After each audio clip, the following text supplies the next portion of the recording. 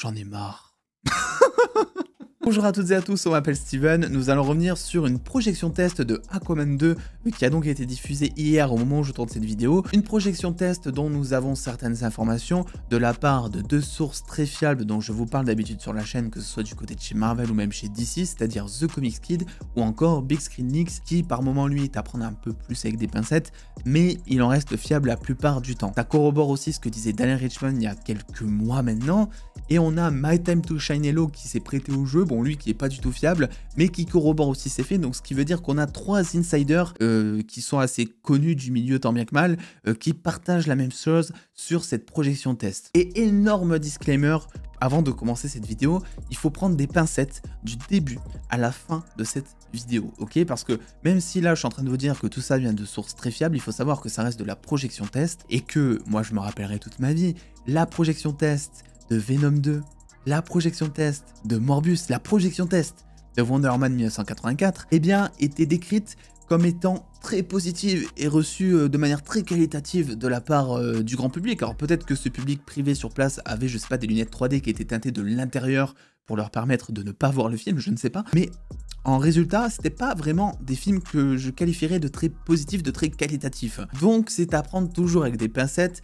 Qu'est-ce qu'une projection test? Ça me paraît important avant de passer au reste. Une projection test, c'est une version du film qui est diffusée devant un public réduit pour tester le film. Ça peut être après des reshoots par exemple, ou après des réécritures. Généralement les effets spéciaux sont loin d'être terminés, mais c'est pour tester le rythme notamment du film et aussi le scénario. La petite nuance, c'est qu'on sait jamais trop vraiment qui fait partie de ce public. Des fois c'est de la famille, je sais, des fois c'est des amis, des fois c'est des journalistes, mais il faut aussi remettre ça en cause dans le sens où une projection test est des mois avant la sortie du film, et par conséquent je pense que c'est très compliqué de ne pas se laisser influencer par le privilège que tu peux avoir de regarder un film bien avant tout le monde, parfois même des années. Je pense que même si tu vas être objectif en regardant ce 10 films, eh bien c'est compliqué par moment parce que tu es quand même assez porté par l'engouement du privilège, du VIP, du tout ce que tu veux. D'ailleurs peut-être pour ça que les projections test des films que je vous ai cités avant, Venom 2, etc.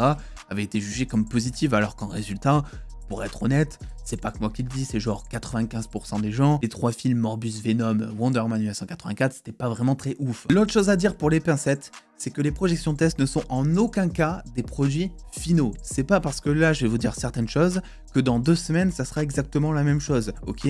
S'il faut, dans 2 semaines, il y aura d'autres projections test, et ça sera tout l'inverse qui sera décrit là-dedans. Justement, c'est fait pour ça, c'est fait pour que les studios adaptent leurs films en fonction du public. Maintenant que tout ça est dit, je vous ai gardé peut-être le plus chiant pour la fin, ok?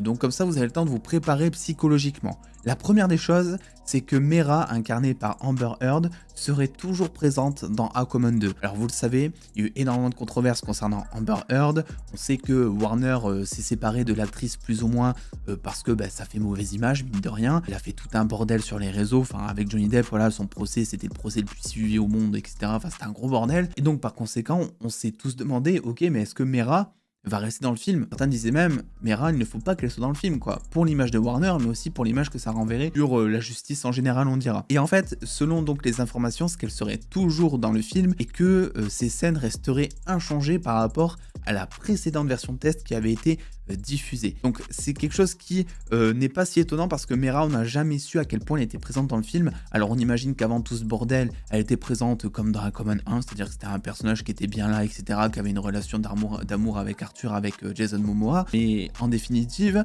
on a commencé à entendre que Mera avait beaucoup moins de scènes, que Warner essayait de la mettre beaucoup plus de manière secondaire, on dira, dans le film. On nous a jamais vraiment trop dit que Mera ne serait jamais dans Aquaman 2, parce qu'on a laissé entendre, notamment Daniel Richman, il y a quelques mois, je vous en avais parlé, c'est pour ça que je me creusais la tête pour savoir, mais il me semble que c'était il y a quelques mois, que une des histoires du film, ça serait notamment d'introduire le fils d'Aquaman et de Mera.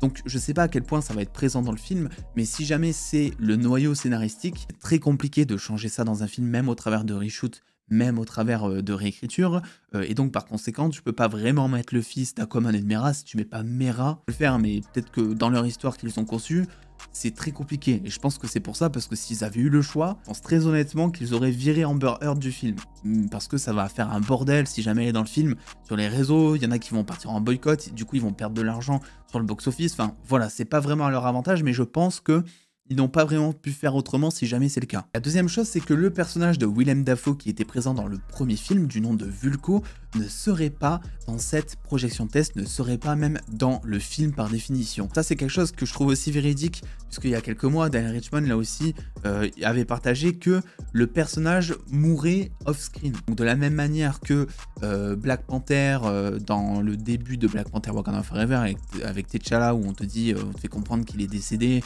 mais on te montre pas son corps, on t'explique pas scénaristiquement tout ça. Je pense que pour Vulko, c'est quelque chose de similaire, même si c'est pas vraiment la même histoire, c'est pas vraiment les mêmes raisons. Peut-être que l'acteur avait un souci de planning, peut-être qu'il a pas souhaité revenir par rapport à Warner, qui ces dernières années, sous l'ancienne direction, s'est tapé pas mal de bad buzz, etc. Donc c'est peut-être possible aussi. Bref, son personnage de Vulko ne serait pas là, et là aussi, mon esprit logique me dit que c'est potentiellement fiable là-dessus. Donc on est sur deux choses qui sont potentiellement fiables pour l'instant, ok? Et la troisième des choses arrive, et c'est celle-ci qui va être le plus compliqué à juger. La troisième chose, celle dont on va le plus parler je pense, c'est que dans cette version test, le Batman de Ben Affleck n'était absolument pas du tout présent. C'est très étonnant. C'est très étonnant parce que il y a quelques mois, et ça pour le coup c'était du pur officiel, Ben Affleck était sur le plateau de tournage d'Aquaman 2 pour tourner des reshoots. Jason Momoa s'en était pas caché en vidéo sur Instagram ou même en photo.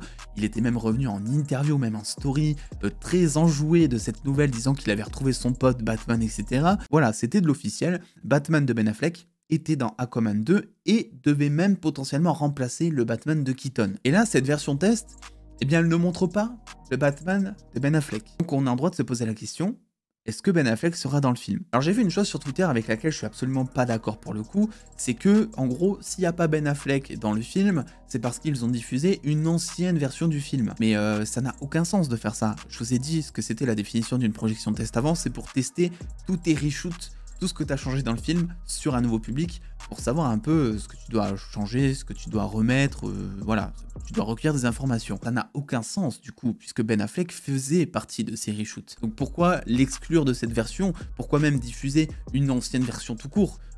Si tu pouvais t'arrêter à l'ancienne projection test, du coup t'as pas besoin de refaire une projection test de l'ancienne version, ça n'a aucun sens. Donc à ça, moi je vois deux solutions. Parce que en fait, je suis obligé de trouver des solutions parce que ça me paraît pas du tout logique avec ce que l'on sait déjà en termes de rumeurs qui sont plutôt fiables, mais aussi avec le petit Henry Cavill qui s'est pointé à la fin de Black Adam. Parce que encore si ça avait été l'ancienne direction sous Aquaman 2, je me serais posé moins de questions, on va pas se le cacher. Et là, ça reste assez différent. Pourquoi mettre le Superman d'Henry Cavill à la fin de Black Adam si c'est pour au final ne pas mettre le Batman de Ben Affleck et donc te dire dans un film que le Snyderverse revient et dans l'autre, que finalement, non. Vous voyez, c'est pas cohérent, il y a quelque chose qui cloche. Donc c'est pour ça que selon moi, il y a deux solutions, on va dire.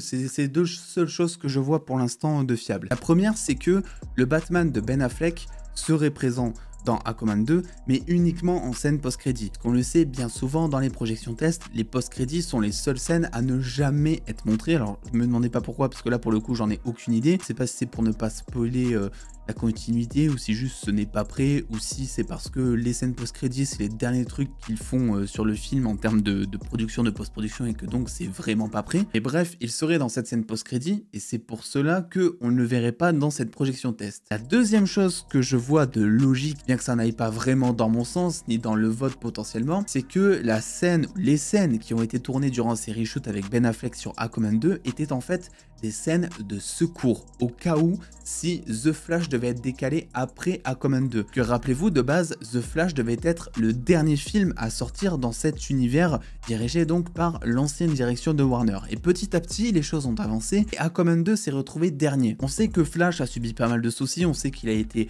reporté plusieurs fois, là dernièrement il vient d'être avancé même d'une semaine. Peut-être que Warner s'est dit, au cas où, et vraiment ça serait pas déconnant, ok, on va tourner des scènes avec Ben Affleck, au cas où que si jamais Flash reparte en dernier dans le calendrier, qu'on puisse être raccord en fait en termes d'histoire, puisque, eh bien vous le savez, pour le coup c'est officiel, ça a toujours été le cas, le Batman de Ben Affleck sera présent dans The Flash. Et comme de base Aquaman 2 devait sortir avant The Flash, tu pouvais pas introduire le Batman de Keaton dedans, parce que pas de multiverse, on le sait, il sera présent dans The Flash, et très certainement, enfin ça on le sait, qu'il apparaîtra grâce au multiverse, grâce à Flash, dans le film et donc dans le DC Universe. Et donc par conséquent, si Aquaman était resté dans l'ordre chronologique avant Flash, il fallait un Batman dedans pour l'histoire visiblement, et donc il fallait Ben Affleck dans le film. Je pense que ça peut être aussi pour ça que Ben Affleck a tourné donc des scènes en tant que Batman ou Bruce Wayne, on ne sait pas, pour Aquaman 2, c'est peut-être pour que Warner derrière puisse s'assurer de garder une cohérence dans son univers, même si les films sont décalés, etc., puisque ça n'a pas arrêté ces derniers mois et que ça s'est toujours retrouvé assez imprévisible. Et en définitive, vu que The Flash a été bloqué à une date pour sortir avant Aquaman 2, eh bien ça veut dire que